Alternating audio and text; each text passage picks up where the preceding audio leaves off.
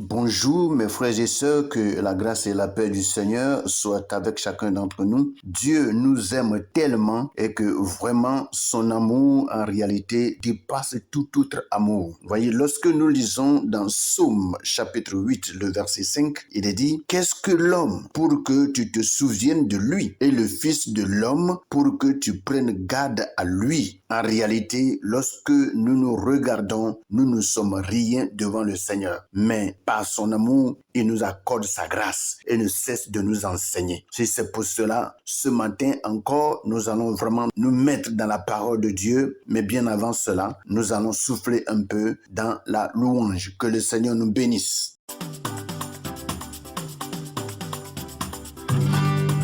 J'ai bâti ma vie sur Jésus le rocher. Je n'aurai plus jamais peur.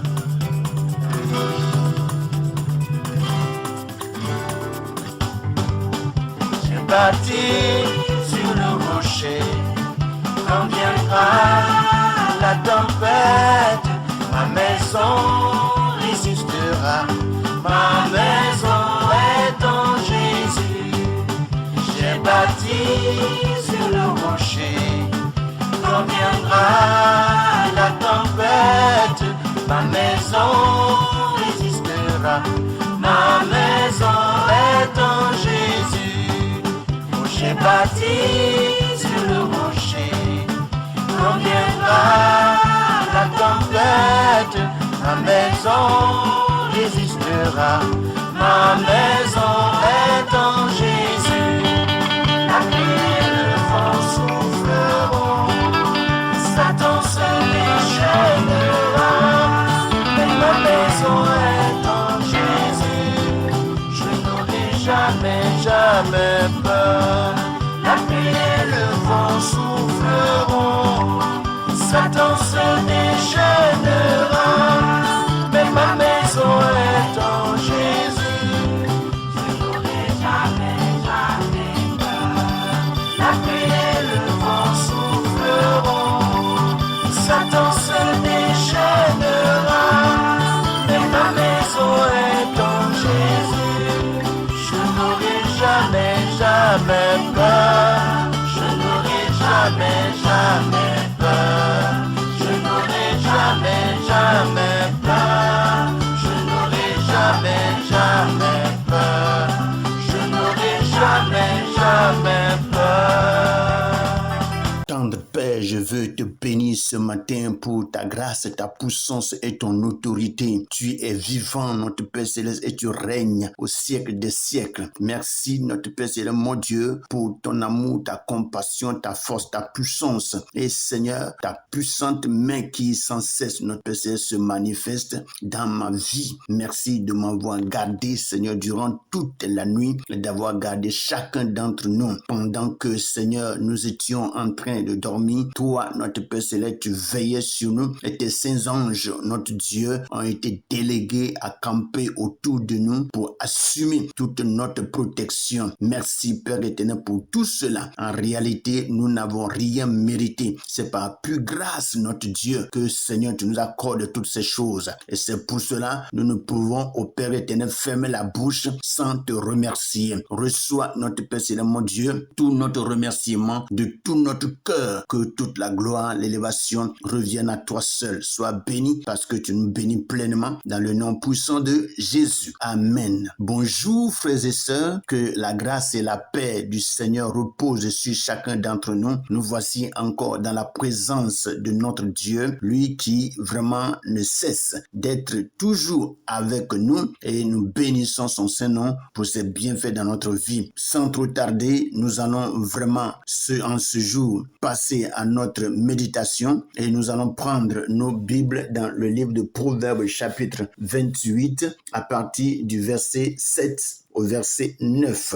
Et je lis rapidement dans la version Louis II. Il est écrit: celui qui observe la loi est un fils intelligent, mais celui qui fréquente les débauchés fait honte à son père. Celui qui augmente ses biens par l'intérêt et l'usure les amasse pour celui qui a pitié des pauvres. Si quelqu'un détourne l'oreille pour ne pas écouter la loi, sa prière même est une abomination. Voici ce que Louis II nous dit ce matin. Nous allons rapidement porter nos regards sur la version français courant et nous allons lire à partir du verset 7 au verset 9 du Proverbe chapitre 28. Il est écrit: un fils intelligent obéit à la loi. Celui qui a de mauvaises fréquentations fait la honte de son père. Si quelqu'un s'enrichit en prêtant de l'argent à des taux excessifs, sa fortune reviendra à un homme généreux envers les indigents. Si quelqu'un fait la sourde oreille aux exigences de la loi, même sa prière est désapprouvée. Voici ce que le français courant nous dit ce matin. Et nous allons saisir l'occasion dans ces deux versions et méditer la parole du Seigneur ce matin et en tirer des leçons pour la nourriture de notre âme. Que Dieu nous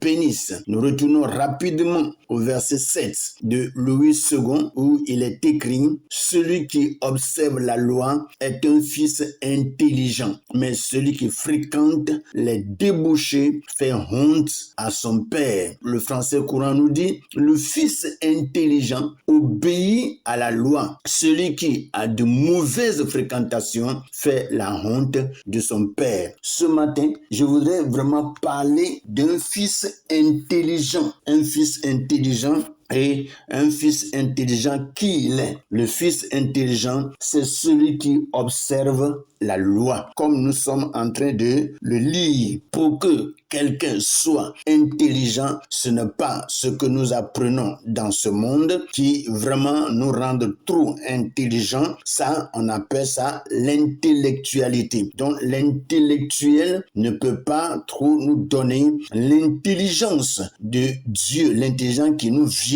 de la part de Dieu. Mais lorsque vraiment tu as la parole de Dieu, la parole de Dieu, la loi de Dieu te rend intelligent. C'est-à-dire, cette loi, cette parole te montre en réalité comment marcher, comment regarder, comment t'exprimer, comment te tenir au milieu des gens pour être quelqu'un qui plaît à Dieu. Alléluia. Il est dit que celui qui observe la loi est un fils intelligent. Donc, clairement, l'intelligence ne nous vient pas de l'intellectualité, mais l'intelligence nous vient de la part de Dieu. C'est Dieu qui nous donne l'intelligence par la loi, c'est-à-dire par les règles, par les structures, par vraiment toutes les prescriptions, les ordonnances que Dieu nous donne. Et si nous observons toutes ces choses, Dieu nous rend très, très intelligents. Alléluia. Vous voyez, il est dit, mais celui qui fréquente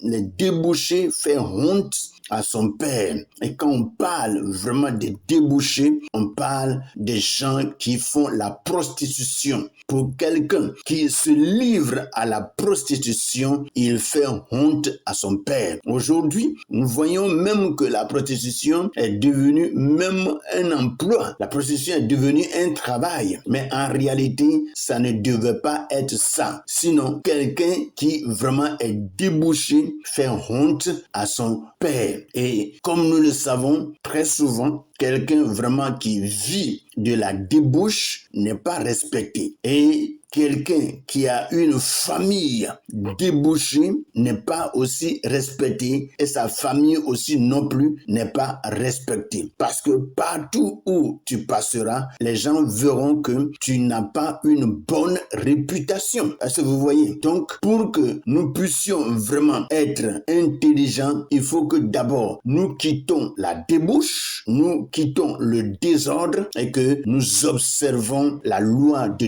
Dieu. Alléluia. Vous voyez? Donc, comme nous sommes en train de le lire, celui qui observe la loi est un fils intelligent, mais celui qui fréquente les débauchés fait honte à son père. Dieu nous a appelés pas pour le faire honte, mais c'est pour l'honorer, c'est pour glorifier son Saint-Nom et vraiment porter son nom à la sainteté et à la pureté. C'est à cela que Dieu nous a appelés. Il est écrit au verset 8, « Celui qui augmente ses biens par l'intérêt et l'usure les amasse pour celui qui a pitié des pauvres. » Vous voyez, dans cette vie d'aujourd'hui, il y a des gens qui ont pour affaire, sinon comme les gens le disent très souvent en anglais, business. Vous voyez, il y a des gens qui vraiment ont cette affaire de prêter de l'argent, mais avec des taux. Et très souvent, c'est avec des taux très élevés.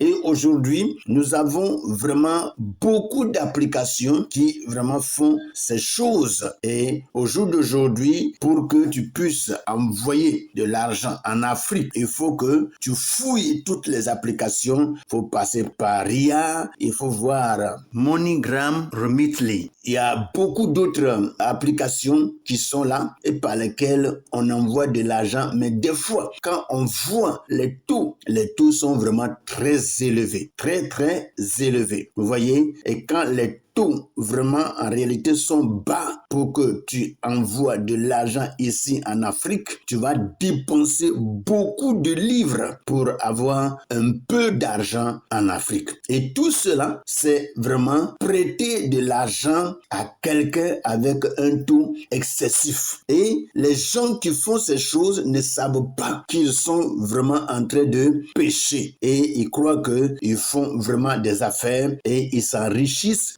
sur le dos des pauvres. Et cela, en réalité, n'est pas bien aux yeux de l'Éternel. Vous voyez, il y a aussi des gens au village. Lorsque quelqu'un a des problèmes, a des difficultés et que ce dernier n'a pas trop d'argent, on lui prête de l'argent et on lui dit, bon, tu vas mettre vraiment un intérêt là-dessus. Et très souvent, l'intérêt qu'on met là-dessus fait 50% de ce qu'on a prêté. Et après, c'est des choses qui deviennent très lourdes à supporter. Et il y a des gens qui fuient le village à cause de ces sortes de prêts. Parce que déjà, ils ne peuvent pas payer l'argent net qu'ils ont pris et à plus forte raison, trouver au moins 50% de cet argent-là pour déposer sur l'argent net. Vous voyez, ça fait déjà beaucoup d'argent qu'ils doivent payer. Or, pendant ce temps, ils n'ont rien. Vous voyez? Et ça amène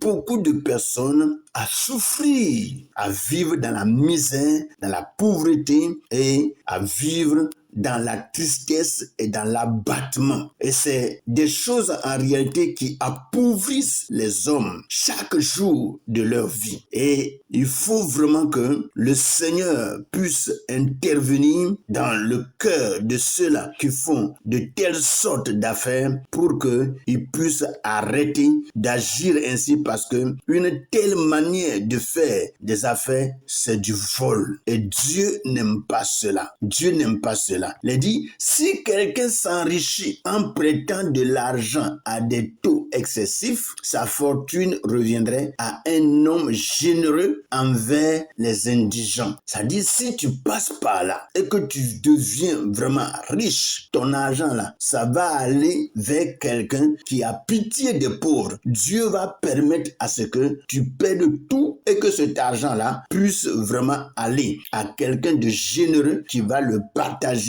à des indigents, c'est-à-dire ceux qui n'ont rien à manger. Vous voyez? Et il y a en réalité plusieurs comme ça qui, dans ce monde, n'ont rien à manger pendant que des gens s'amassent des fortunes et des fortunes. Et très souvent, c'est des fortunes amassées par le vol. Et c'est des choses que Dieu répugne. C'est des choses que Dieu repousse. Dieu n'aime pas ces choses. Alléluia. Vous voyez? Si quelqu'un détourne l'oreille pour ne pas écouter la loi, sa prière même est une abomination. Et le français courant nous dit, si quelqu'un fait la sourde oreille aux exigences de la loi, même sa prière est désapprouvée. Au jour d'aujourd'hui, si vraiment nous nous disons appartenant ou soit appartenir à Dieu et que nous refusons d'observer, nous refusons de pratiquer,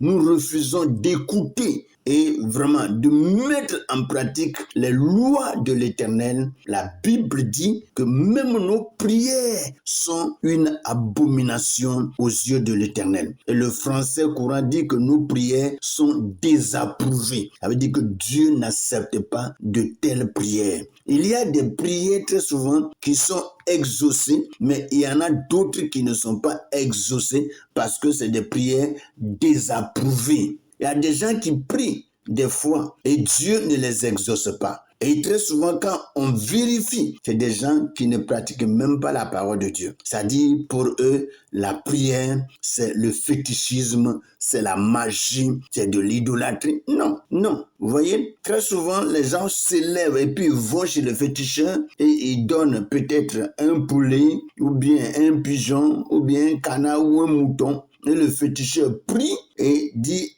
à son idole de donner telle chose à telle personne et les gens ont ça. Les gens croient que c'est la même chose pour la prière. Non, c'est Dieu qui exauce la prière. Et pour que la prière de quelqu'un soit exaucée, il faut que tu parviennes à pratiquer la loi de Dieu. Il faut que tu parviennes à pratiquer la parole. Si tu détournes l'oreille de la parole, tu ne veux pas écouter les prédications, tu ne veux pas écouter l'évangile, tu ne veux pas vraiment garder ces paroles et les mettre en pratique et que tu pries, Dieu ne pourra pas t'exaucer. Dieu va voir ta prière comme une abomination, c'est-à-dire des choses horribles à ses yeux. Et Dieu ne peut pas répondre à de telles prières. Mes frères et sœurs, si nous voulons que Dieu nous exauce, observons la loi de l'Éternel. Observons la loi de l'Éternel. Et si nous observons, que nous écoutons ces lois et que nous les mettons en pratique, sûrement tout ce que nous allons demander à Dieu, le Seigneur va nous l'accorder. Car c'est lui qui a dit, demandez et l'on vous donnera, frappez et l'on vous ouvrira, cherchez et vous trouverez. Voici sa parole ce matin. Que le Seigneur nous bénisse, que sa grâce, sa puissance, son autorité, sa grandeur soient manifestes dans la vie de chacun et soyons tous bénis ce matin dans le nom de Jésus-Christ. Passez un merveilleux et glorieux moment avec le Seigneur dans la méditation de ce jour. Soyez tous bénis au nom de Jésus. Amen.